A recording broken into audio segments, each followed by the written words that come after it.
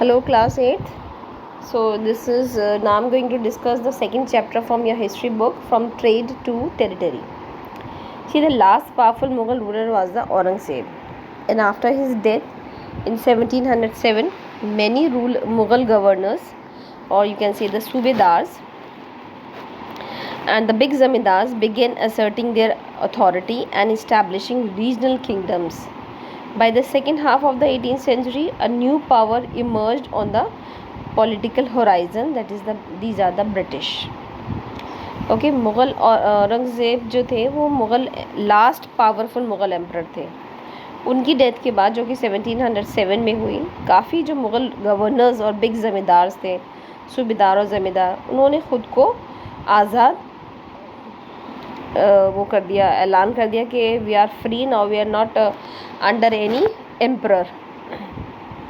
और regional different regional kingdoms बन गए. मतलब आप ये कह सकते हैं कि जो पूरा वो था एम्परर था, एम्पायर था, मुग़ल एम्पायर, वो टुकड़े टुकड़े हो गया. Then by the second half of the 18th century एक नई पावर इमर्ज हुई, वो थी British. East India Company comes from the east. East India Company in 1600 acquired a charter from the ruler of the England, Queen Elizabeth, granted the company sole right to trade with the East. 1600 ईस्वी में 1600 में east India company ने अपनी ruler जो कि queen Elizabeth थी, उनसे इजाज़त ली ईस्ट में जाके, वर्ल्ड के ईस्ट में जाके ट्रेडिंग करने की, बिजनेस करने की. So according to that charter, the company could venture across the oceans looking for the new lands to buy the goods at the cheaper price and carry them back to Europe to sell at the higher prices. The Portuguese established the presence on the western coast of India and had their base in Goa. By the early 17th century, the Dutch were exploring the possibilities of trade in the Indian Ocean, and very soon the French arrived in the scene. Now what happened after this? जो queen Elizabeth से उनको permission मिली थी trade करने की, वो ये मिली थी कि आप सी को, ओशन को क्रॉस करेंगे, ईस्ट ऑफ वर्ल्ड में जाके न्यू प्लेसेस, न्यू लैंड्स को सर्च करेंगे, और वहाँ से जो भी सामान होगा वहाँ का, वो चीप प्राइसेस पे ख़रीद के लाकर यहाँ पर ज़्यादा पैसों में बेचकर, हायर रेट्स में बेचकर मुनाफा कमाएंगे. पोर्चुगीज़ जो थे वो इंडिया में, गोवा में ऑलरेडी आ चुके थे. आपको आई थिंक याद हो, you may be have reminded or not that the Vasco da Gama was the Portuguese sailor who discovered the India. So this is how the Portuguese has established their presence on the western coast of the India. It is in the Goa. By the early 17th century, the Dutch were exploring the possibility. तो फिर after the Portuguese, the French also arrived, and from the other side कौन आ रहा है? Britishers are also coming. So now 3 non-Indians are trying to reach to India. One is the Portuguese, then French, then the British. All companies are interested in buying the same thing. What is that thing? The fine qualities of the cotton, silk, pepper, cloves, cardamom and cinnamon. Okay, अच्छी quality का cotton, silk, paper, काली मिर्च, यानी कि गरम मसाले ज़्यादा, cinnamon आपका हो गया, दालचीनी, ये सब they were all in great demand in the Europe. East India Company begins trade in Bengal. In 1651, the first English factory was set up.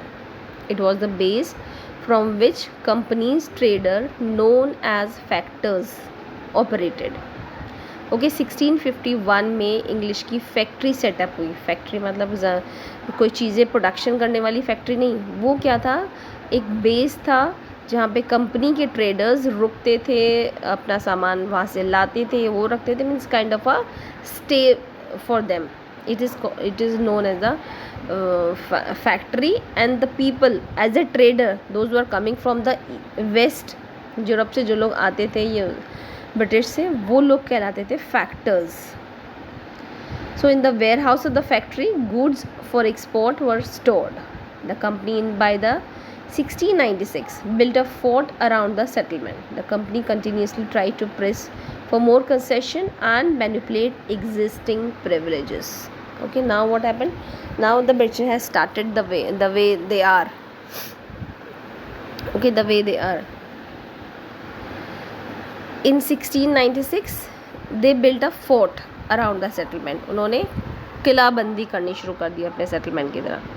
And जितने कंसेशंस उनको इंडिया में मिले हुए थे उस कंसेशंस को मैनिपुलेट करना, उसके अपनी डिमांड्स को इंक्रीज़ करना स्टार्ट कर दिया। How trade led to the battles. The conflict between the company and the Nawabs of the Bengal intensified. The Bengal Nawab refused to grant the company concessions. Bengal के नवाब ने उनको ज़्यादा से ज़्यादा कंसेशंस देने के लिए मना कर दिया। And the concessions what are they asking? British is asking for the concession along with the large tributes for the company's right to trade. Large scale पे, मतलब अपनी कोई लिमिट नहीं होनी चाहिए थी उनकी ट्रेडिंग की, ये उनकी डिमांड थी। And it was denied by the nawab of Bengal. And one more demand of the Britishers was denied by the Bengal Nawab was the minting of coin, and they stopped them from extending his fortifications. अपना जो fortification किलाबंदी करते थे, अपने नाम के सिक्के चलाना चाहते थे, इन सब चीज़ों के लिए नवाब ने बंगाल के नवाब ने मना कर दिया। So company was depriving the Bengal government of huge amount of the revenue and undermining the authority of the Nawab. The conflict led to the confrontations and finally culminated in the famous Battle of Plassey. Now we'll see what is the Battle of Plassey. In 1756, Ali Vardi Khan died. Then after him, the Siraj-ud-Daulah became the Nawab of the Bengal. The company tried to help one of the Siraj-ud-Daulah's rival to become the Nawab. After Siraj-ud-Daulah came to know about the company's strategy, he asked them to stop meddling in their political affairs, stop fortification and pay the revenues. Okay, now what happened? In 1750 Ali Vardi Khan, जो वहाँ का एक strong नवाब थे, उनकी death हो गई। उसके बाद सिराजुद्दौला नवाब बने। एंड सिराजुद्दौला